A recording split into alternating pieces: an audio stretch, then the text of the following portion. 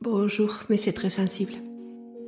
Je viens aujourd'hui donc pour vous proposer de commencer un voyage. Pas un voyage pour aller ailleurs, hein. C'est bien un voyage pour revenir à la maison. Essayer de petit à petit s'approcher le plus possible de qui on est. Mettre notre conscience un peu en perspective pour observer notre personnage dans ces moments qu'on considère comme une réalité, mais qui n'est qu'une perception, à mon avis. Et donc le but dans cette histoire, c'est de petit à petit revenir vraiment, s'approcher le plus possible de la maison, de notre origine, de ce qu'on est en fait, pour de vrai. Revenir à soi, au fil des différents chapitres de la magie d'être, parce que je l'intitule La magie d'être, ce titre parce que je considère que vivre vraiment, y avoir conscience de vivre, être en grand, être en majuscule, c'est quelque chose d'extraordinairement magique. Donc, au fil de ces chapitres, nous allons d'abord apprendre à revenir à habiter notre corps. Je sais que beaucoup d'entre vous savent déjà habiter votre corps, notre corps, mais on l'oublie facilement, en tout cas moi je l'oublie facilement. Donc je me dis que c'est pas mal de se rappeler quand même des bases, comment habiter notre corps. Comme ça, dans ces prologues, observer ce qui vient à nous, nos pensées, nos émotions, nos blessures, nos conditionnements, nos ombres, notre mental aussi. Non pour les juger, mais pour nous connaître davantage. Encore une fois, voir ce qui est et l'accepter.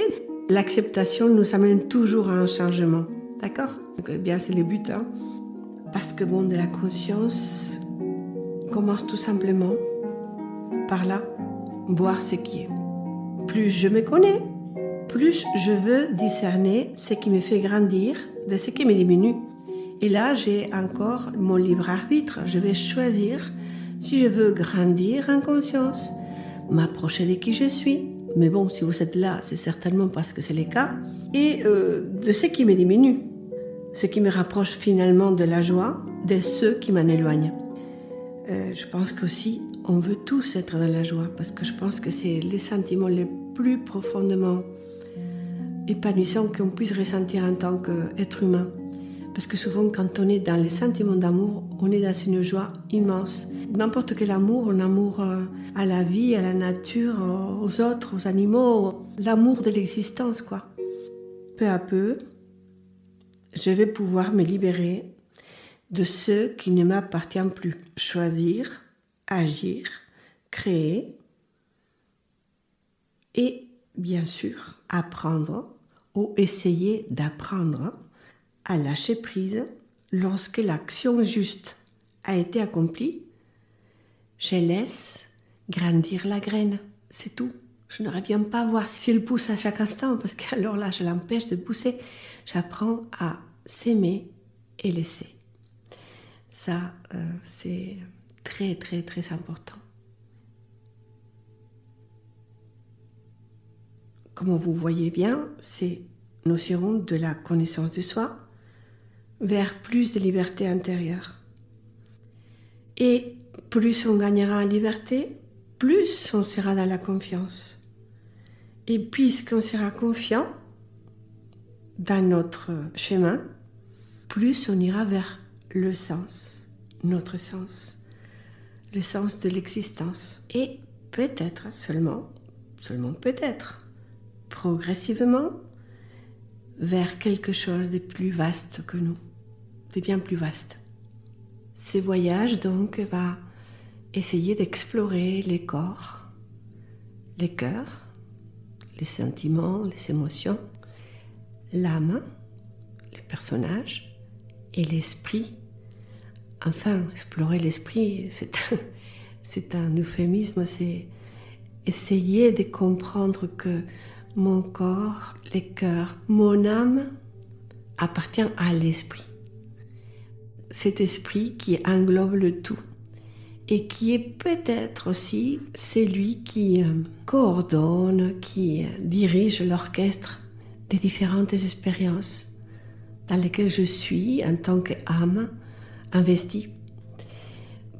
C'est un vaste programme, hein, comme vous voyez. Et bien sûr, tout ça, ce n'est pas pour adopter une croyance, mais pour expérimenter, chacun de nous, pour expérimenter fortement. Chacun a son histoire, ses convictions, ses doutes, ses mots, mais peut-être on va essayer, en tout cas, de découvrir pendant les chemins, parce que je crois qu'un chemin, c'est quelque chose qui n'a pas de but, en fait. On marche, et en marchant, notre chemin se fait. Notre sens se crée et notre conscience s'élargit. Donc c'est possible que ces voyages me fassent devenir plus profondément moi-même. Hein? Moi, je me sens séparée de tous les autres êtres, de l'autre, de la terre, de la vie, du tout. Et c'est là que l'amour prend un autre sens. Non plus seulement comme une émotion ou un sentiment, mais comme une manière d'être en relation. Moi avec moi avec toi, moi avec tout, tout avec moi. Aimer librement, sans attache. Être relié sans s'emprisonner, être libre sans se couper, et, si possible, retrouver derrière toutes nos expériences apparentes les liens qui étaient déjà là. Voilà le chemin que je vais vous proposer dans tous ces chapitres. On commence par un prologue. Donc, par aujourd'hui, jour d'orage, que je ne sais pas si vous entendez, mais il est bien là. C'est un chemin de conscience, pour résumer, pour me souvenir de qui je suis, devenir libre d'être, retrouver le lien à aimer. Et maintenant, le voyage commence. Enfin, le voyage reprend, puisque le voyage, il était déjà commencé depuis notre naissance. Moi, je crois que depuis bien avant, hein? En imaginant que le temps existe, mais enfin bon, voilà, le voyage est toujours là. Mais là, on prend un peu conscience de ces voyages.